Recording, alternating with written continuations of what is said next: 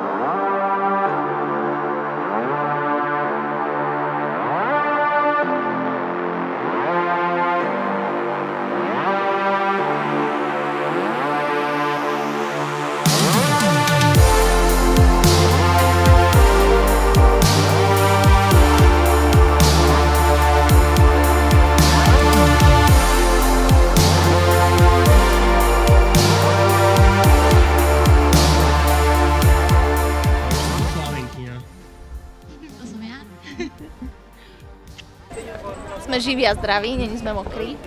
A v Lake Louise, keď začne letná sezóna, tak toto vyzerá asi takto. A toto ešte tak, myslím, že menej ľudí, hej, býva oveľa viac.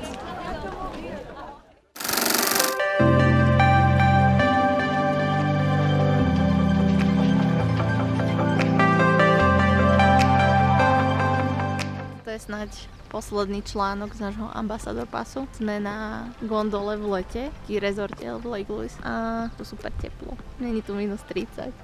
Konečne.